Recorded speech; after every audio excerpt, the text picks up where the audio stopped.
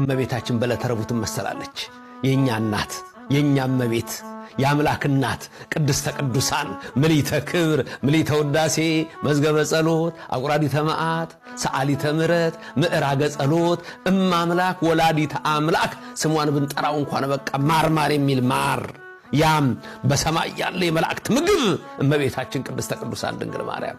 አቤት ሰይጣን አሁን ሲበሳጭ እቺን እንኳን ስላልኩ ነደደ ሰይጣን። አሁን የድንግል ማርያም ስም እንዲሰጠራ ራሱ ይቃጠላል፣ ይጨነቃል፣ ይታወካል።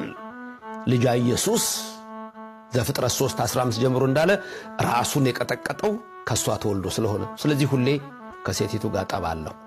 እኛ ወዳጆች ስለሆነ እንነጋገር የወዳጅነት ነገር። እመቤታችን በለተረቡት መሰላለች። እንዴት በለተረቡ ቅድም ያልናት ፀሐይ ተፈጠረች? ከመቤታችንስ እቺ ፀሐይ ከልፈት የሚስማማት ውላጥ የሚስማማት ጠፈር ደፈር የሚከለክላት ደመና የሚሸፍናት አይደለም።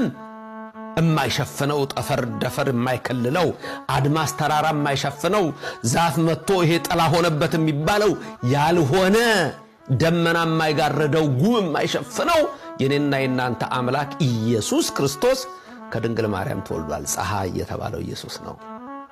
በሱባኤ ውስጥ ስታስቡ እንግዲህ ይሄን ሁሉ አስቡ። የሥጋን ነገር አሁን ዘርዝሬላችሁ አብቅቻለሁ። የነፍስ ስለሚበልጥ ደግሞ ገባሁ ወደ ነፍሱ። እመቤታችን በለተረቡት መሰላለች። ፀሐይ ጽድቅ ኢየሱስ ክርስቶስ ከሷ ነው የተወለደው። አባ ጽጌ ድንግል እና አባ ጊዮርጊስ እነ ቅዱስ ያሬድ ሌሎችም ቅዱሳን አቤት ሲያመሰግኗት እመቤታችን።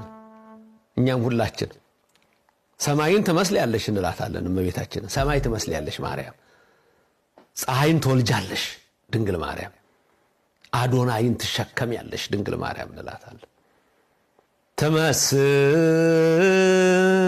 ተመስሊ ሰማየ ወተወልድ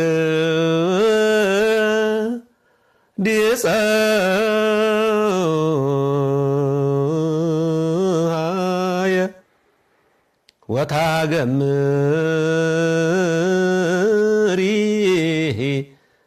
አዶናየ